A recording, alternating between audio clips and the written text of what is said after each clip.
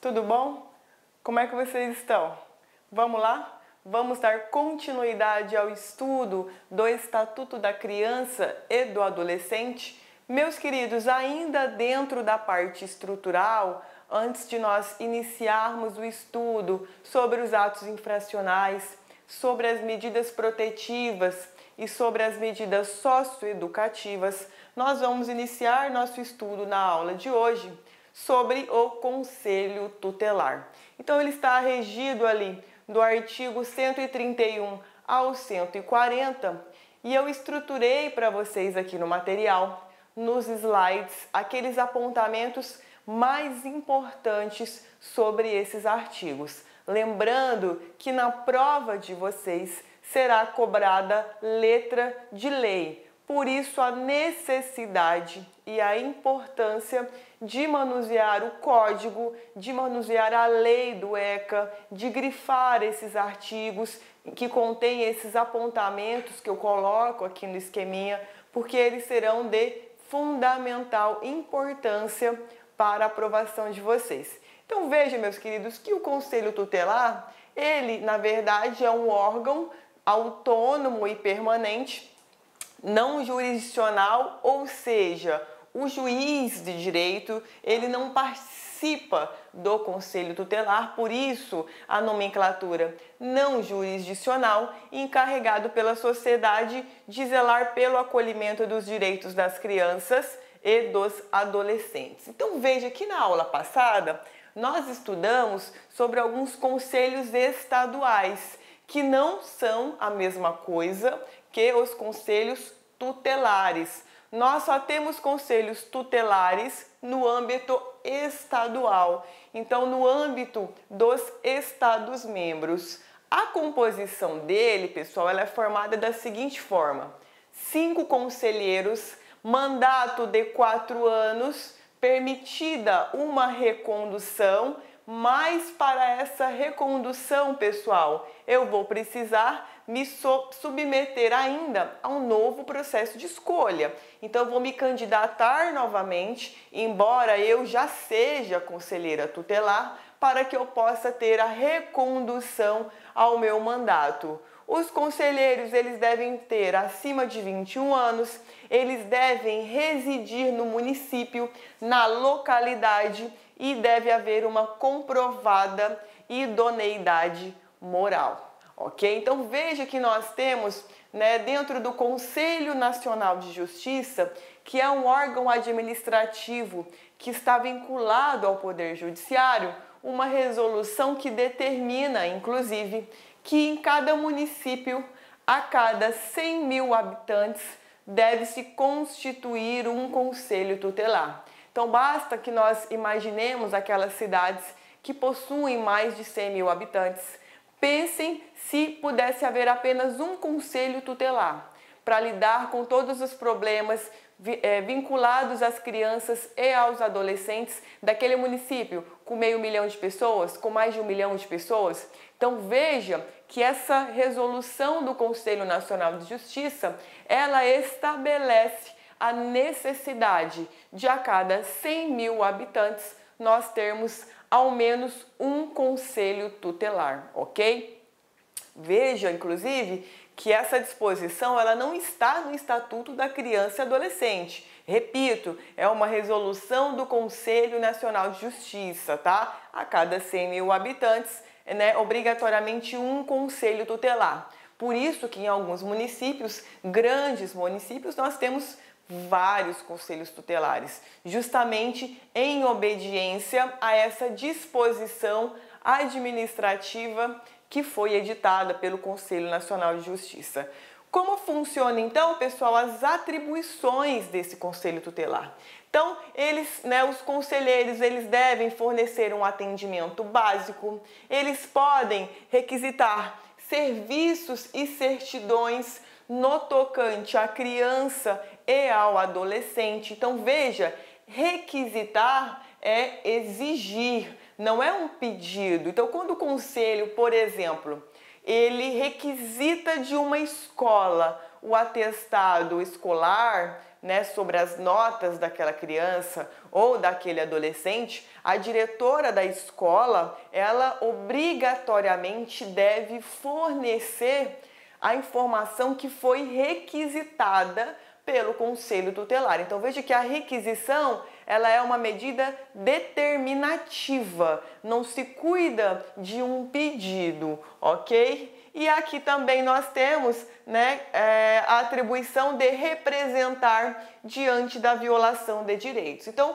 muitas vezes acontece o seguinte: é chegado ao conhecimento do Conselho Tutelar que uma criança ou um adolescente sofreu maus tratos. Então, esse Conselho Tutelar, ele vai poder representar ao Ministério Público ou ao magistrado titular da vara da criança e do adolescente, ou ao delegado de polícia da delegacia especializada da criança e do adolescente, onde houver, para noticiar a ocorrência de determinada situação de risco vinculada a essa criança ou a esse adolescente. Então veja que o Conselho Tutelar, ele possui atribuições extremamente importantes, ok? Inclusive com esse poder, dever de requisitar serviços e certidões.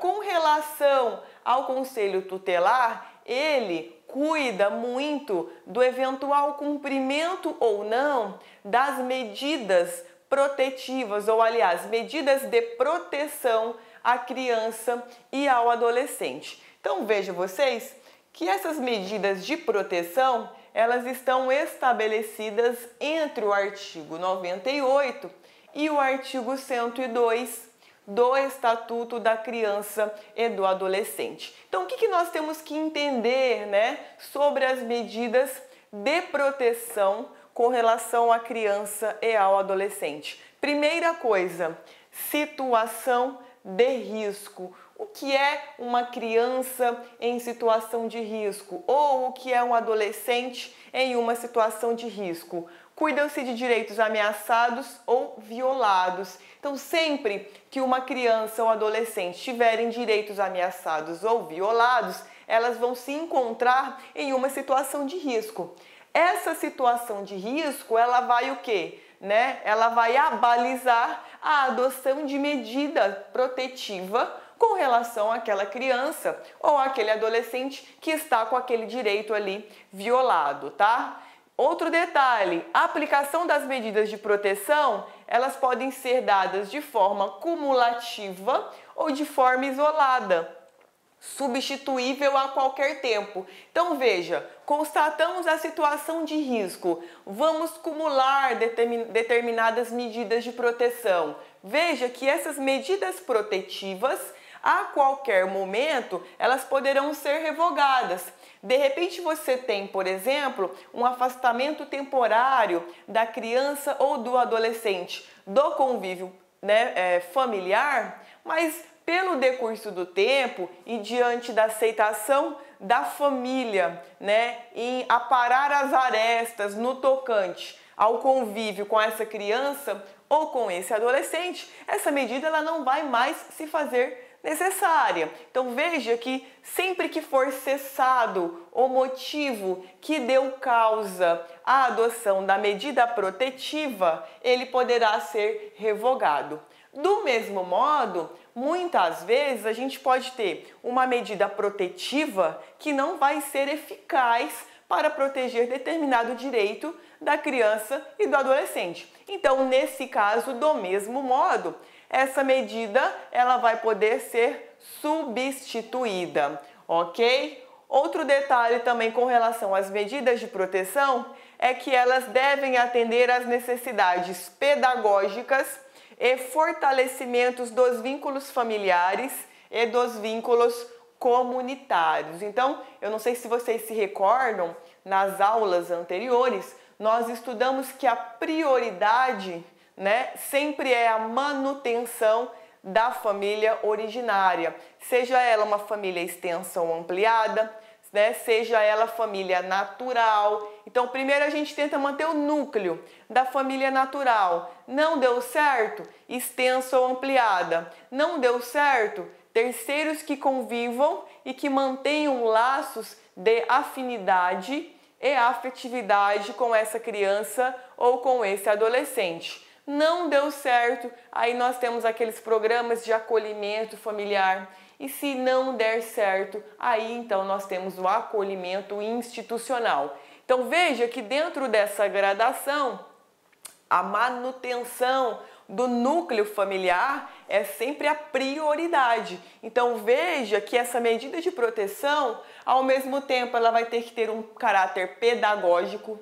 Pô, caráter pedagógico com relação a quem? A criança e o adolescente que sofreram maus tratos? Não. Caráter pedagógico com relação àquele familiar, aquele pai ou aquela mãe que eventualmente tenha praticado esse maus tratos. Então não basta simplesmente você aplicar uma medida protetiva e afastar essa criança do convívio com seu genitor.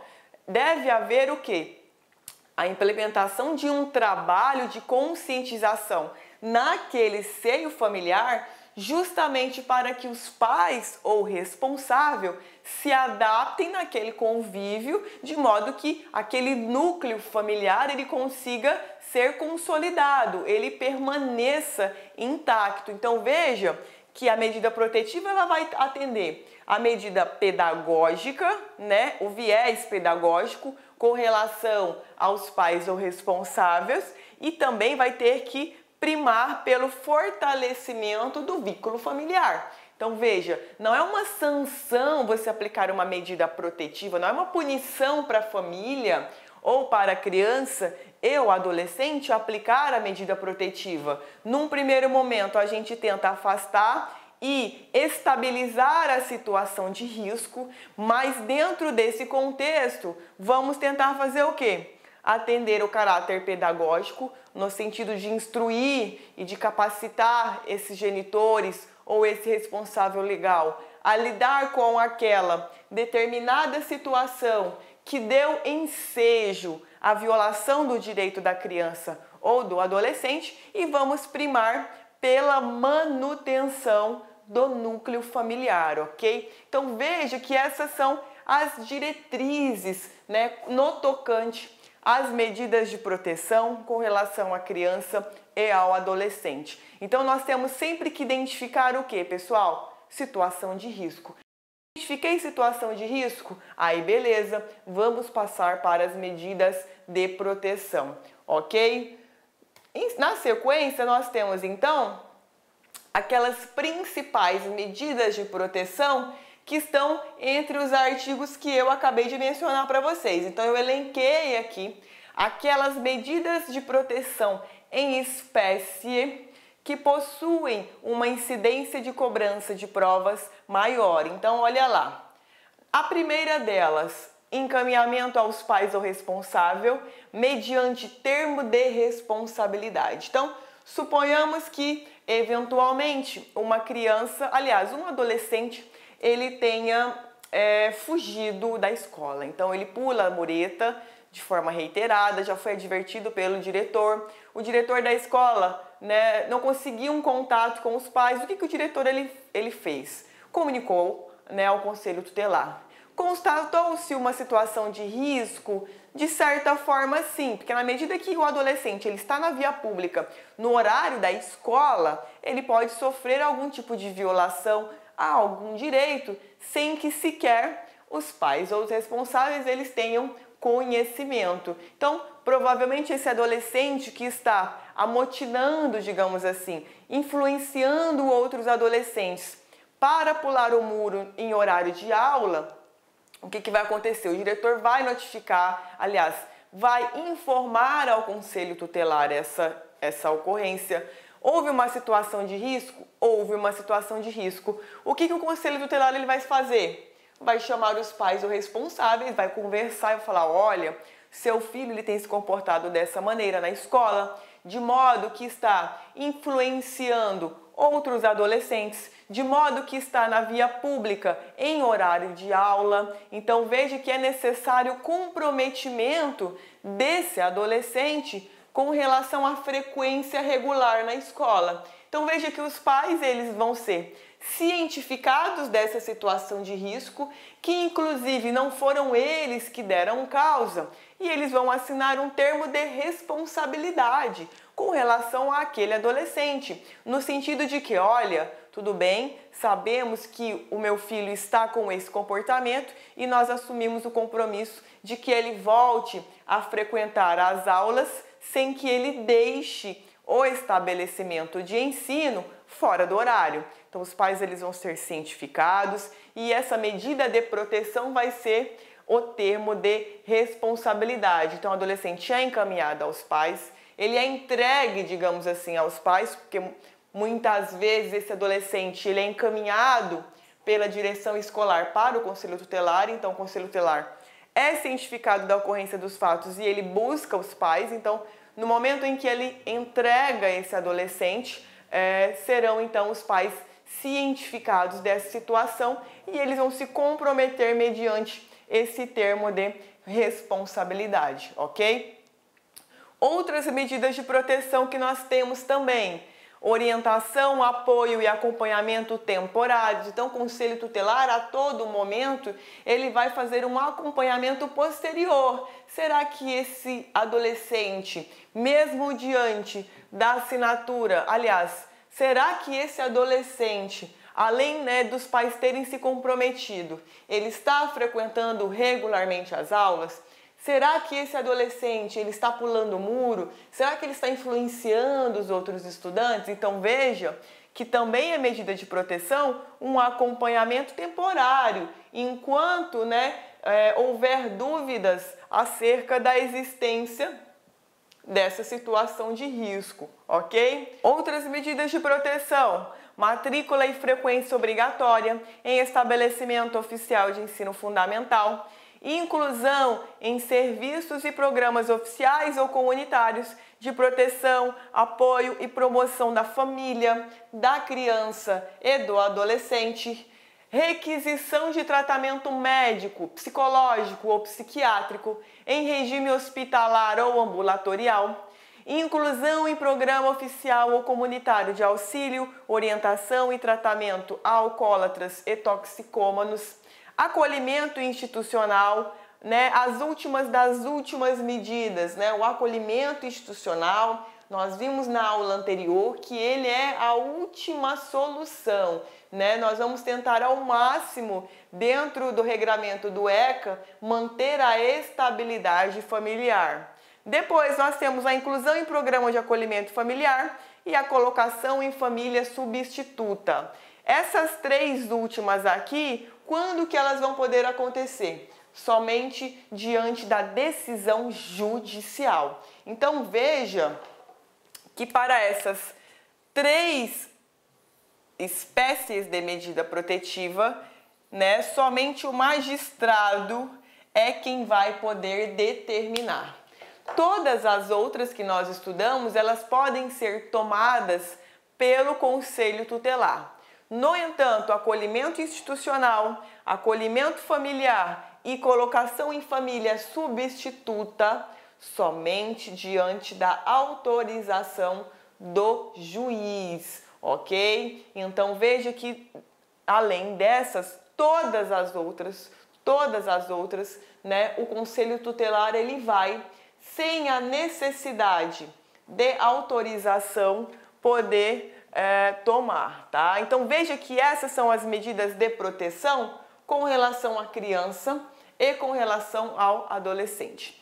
Do mesmo modo, o ECA ele traz as medidas de proteção que devem ser tomadas com relação aos pais ou responsáveis, que são praticamente as mesmas medidas. Então olha lá, entre o artigo 129 e 30 nós temos quando os pais ou responsáveis vão receber medidas protetivas. Porque veja, meus queridos, os pais ou responsáveis, quando recebem medidas protetivas, eles se adequam à convivência familiar, de modo que vai haver uma efetivação dos direitos da criança e do adolescente. Então veja que as medidas protetivas com relação aos pais ou responsáveis são medidas de proteção que não se aplicam às crianças e aos adolescentes. Então, olha lá. Encaminhamento a programa oficial ou comunitário de proteção à família.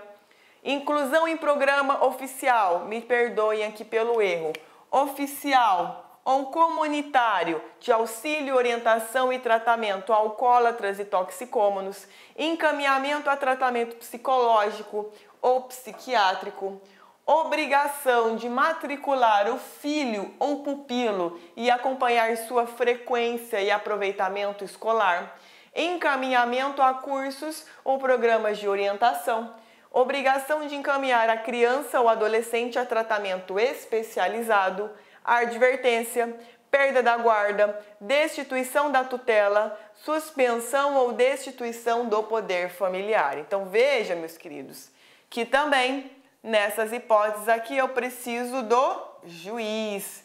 Então essas medidas de proteção com relação aos pais ou responsáveis diante de um ambiente em que se tem uma situação de risco, eu preciso da decisão judicial. Quando for para determinar a perda da guarda, lembrando que a guarda é a regulamentação de uma situação de fato que já existe, que a guarda ela não impede, né, o exercício do poder familiar pelos pais e ela também não obsta ao dever de prestar alimentos. Então veja, eu posso ter um avô guardião que tem a guarda, mas veja, os pais dessa criança ou desse adolescente, eles possuem ainda o poder familiar, tranquilamente, inclusive o dever de prestar alimentos, de auxiliar na manutenção da convivência saudável dessa criança ou desse adolescente, ok? A destituição da tutela e a suspensão ou destituição do poder familiar. Então, essas 3 medidas de proteção somente diante de decisão judicial, tá? Todas as outras, a mesma pegada que as medidas de proteção com relação à criança e com relação ao adolescente, ok? O conselho tutelar, ele vai poder aplicar, tá? Então veja que essas são a base, né, das medidas, dos caminhos que o conselho tutelar poderá adotar quando se deparar com uma situação de risco, sob o prisma da criança e do adolescente e sob o prisma dos pais ou responsável, tá? Dentro ainda dessa situação de risco, existem algumas hipóteses específicas, que são as hipóteses de maus tratos, opressão e abuso sexual dos pais ou responsáveis. O que vai acontecer? Olá, meus amigos, minhas amigas, sou o professor Luiz Antônio Carvalho, com muito prazer, muita satisfação, estou aqui para fazer um convite muito especial para você que quer estudar com antecedência, com planejamento, com foco para o concurso da Prefeitura Municipal de Cuiabá. Você acabou de assistir um vídeo demonstrativo, não é nem uma aula completa, para você conhecer os nossos professores, os nossos mestres aqui da Lá Concursos. Eu digo para você o seguinte, nós aqui da Lá Concursos, nós estamos fazendo um super curso pré-edital para a Secretaria Municipal de Educação de Cuiabá. Concurso esse autorizado, concurso esse que, segundo o prefeito, deve ser publicado de edital ainda no primeiro semestre de 2019. Claro que isso pode se antecipar um pouquinho, atrasar um pouquinho, mais importante que o concurso vai sair. Este nosso curso pré-edital custa apenas 10 parcelas de R$20, é isso mesmo, R$200. Professor, presta, foi bom? Cara, testa, vai lá, experimenta que você vai ficar fã de carteirinha da Lá Concursos, né? Prazo de acesso 120 dias. Nesse prazo de acesso, eu quero falar para vocês o seguinte, né? Este curso é um pré-edital básico que a gente tentou aí montar uma estrutura para atender tanto os cargos de nível médio quanto nível superior. Quando o edital for publicado, né, nesse período aí, se você tiver prazo de acesso válido, você vai ter condições de fazer o seguinte, o upgrade da sua assinatura. A gente vai estar ajustando a custo zero para vocês, claro, dentro do nosso nossa matriz curricular. Professor, depois dos 120 dias o negócio enrolou. Aí é o seguinte, aí você tem direito a 50% de desconto na renovação da sua matrícula por mais 120 dias. Bacana? Então espero vocês aqui na Lá Concursos, pode ter certeza absoluta. Nós fizemos aí uma campanha aí de sucesso em 2017 na SEDUC. Nós tivemos alunos aprovados dentro do número de vagas. Quase 1.200 alunos aprovados no concurso da SEDUC 2017. Classificado foram milhares de alunos aí. Tudo bem, meus amigos? Um forte abraço, fique com Deus. Espero vocês aqui na Lá Concursos. Tchau, fui!